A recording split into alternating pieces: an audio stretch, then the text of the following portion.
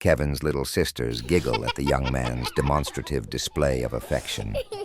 Trina, among the group of girls, crassly yells, "Sissies!" Her sobering remark causes young Perkins to release Kevin. "Looky, looky!" Kevin's finger flicks the wooden crucifix around his neck. "See, fool," says Kevin, all the while smiling his unique smile. "I got one too. Pastor Jackson came by my house last night and gave everybody one. My mama got one. Trina and all of us got one of these here little crosses. You know what he did then? The pastor prayed. He prayed for me. He prayed for Mama. He prayed for all of us. And you know." "What?" replies Perkins. "After the pastor prayed, something deep down inside me told me that things were going to be all right. You know, I was feeling kind of poorly that night after whatever it was chased us from the cemetery." Kevin adds, "You see how everybody's got one of these here crosses. I think Pastor Jackson knows about Mr. Pickman. He knows something's wrong. Should we tell him about... "No," young Perkins interrupts. "Don't say anything. Besides, if we did tell him, he wouldn't believe us. Who would believe? As long as we've got these crosses, I figure that we're safe, at least for now." With the last reverberations of the school bell, Kevin and young Perkins are the last to enter. Walking down the aisle, they gaze whimsically at each other at the appearance of every child. Every one of their classmates displays the pastor's wooden gift around their necks. As Perkins takes his seat, he casts his companion a knowing wink, a wink that is returned in kind. Glancing at Mr. Pickman, who stands motionless with mouth agape, he silently stares at the class through tuberous eyes. Young Perkins relishes the fact that this dark necromancer is now powerless. None but he and Kevin are aware of the fine Mr. Pickman's satanic abilities. Young Perkins thinks to himself, well, you monster, you. Why don't you draw the curtains, close the shutters, draw the blinds? You can't, can you? Smiling to himself. Well now, Mr. Pickman, looks to me like your covenant with hell has been broken. I hope your master won't be too angry. Thank God. Thank you, God, for Pastor Jackson. Young Perkins clears his throat. Wearing an angelic expression, he inquires as to the day's lesson. Dear teacher, what's wrong? I do so want to learn something today. Hopefully you'll teach us poor, ignorant, colored kids. Kevin, parroting, adds, Yes, sir, teacher. I means Mr. Pickman, sir. Rolling his eyes, Kevin comically plays the coon. I show, nuff wish I's gets me some of that there, edumufcation. I's needs me some of that dar good learning, like what them white folk gets. Kevin's dead-on performance of Step and Fetch It sends the entire class spiraling into uproarious laughter. Not wishing to be outdone, the class clown breaks out into an old Southern minstrel version of Mammy's Little Baby. Clapping his hands to the rhythm, he continues singing. Mammy's little baby loves, shortenin', Mammy's little baby loves, shortenin' bread. The children accompany the class clown. Clapping to the beat, they all join in. Mammy's little baby loves shortenin', Mammy's little baby loves shortenin' bread. The open demonstration of such raucous disrespect hurls Mr. Pickman into a fury. With eyes ablaze, he commands silence. The moment of childish mirth is instantly slain. The class falls silent. His burning eyes slowly scan the room. In its freshness, cold-hearted hate forms across his face, making him the appearance of evil incarnate. A cold chill runs through the children as he slowly surveys each and every face, each and every student, each and every crucifix. Mr. Pickman's eyes fix on Kevin. His cruel glare causes young Perkins' friendly companion to nervously look away. With a nervous little chuckle, Kevin apologizes. Sorry, sir. I didn't mean nothing by it. Mr. Pickman's eyes grow narrow as he piercingly hisses out through gritted teeth. So, you want to be taught a lesson, do you? You want me to teach you a lesson? Is that right? Well, I'll tell you what, young man. Right after school, I'm going to teach you a lesson. I'm going to learn you real good. Oh, yes. Oh, yes. Oh, yes. The teacher's ugly expression grows even more horrid as he acknowledges the presence of their crosses. Who do you think you are?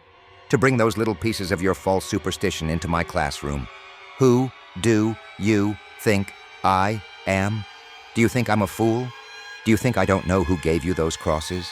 Do you really think that by wearing those little wooden crosses, you're gonna somehow be saved?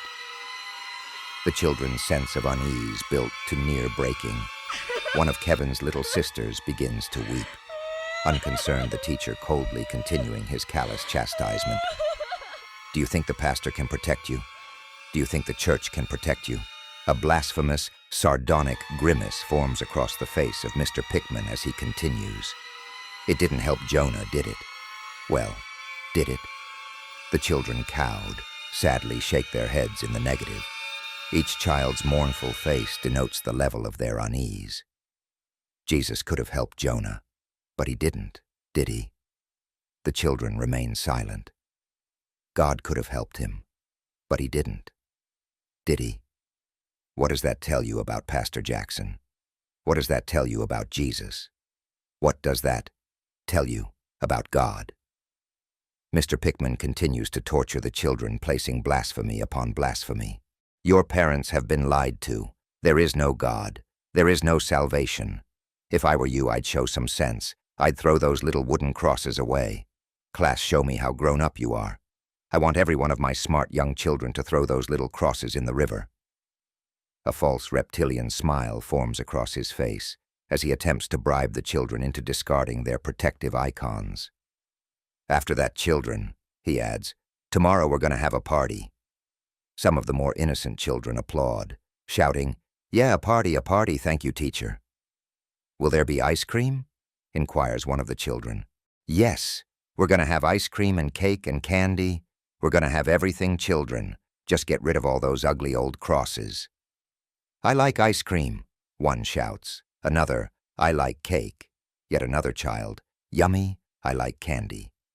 If we throw our crosses away, we'll get in a mess of trouble. I don't want to see nobody here get no whipping.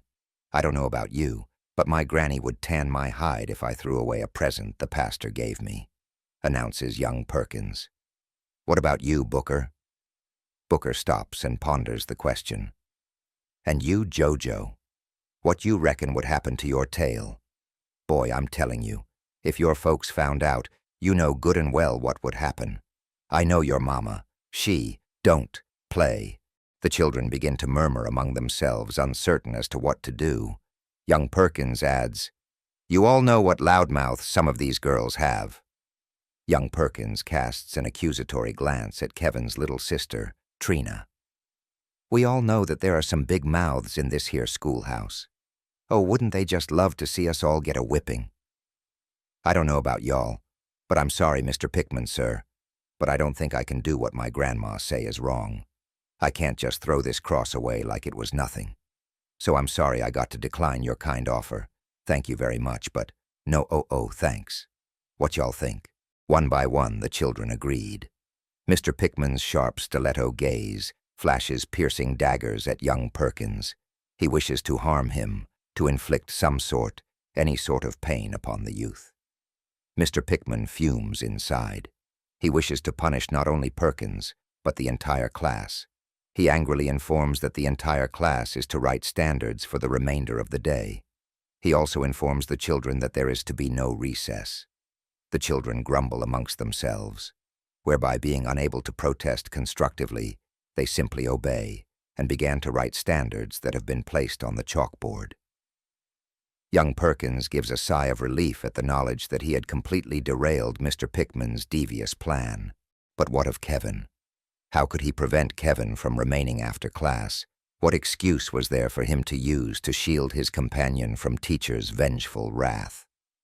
The hours grow short as the time for the bell to announce the end of the day rapidly approaches. Kevin nervously eyes young Perkins as the hours shorten to minutes.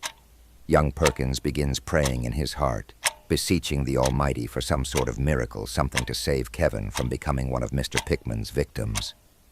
Young Perkins knew that this time Kevin alone would stand no chance of escaping the wrath of that evil necromancer. No chance at all. Pickman would show him no mercy. Through some malignant wisdom, he knew that it was they, he and Kevin, that had discovered his secret. He knew that it was they that fled from the thing that night at the potter's field.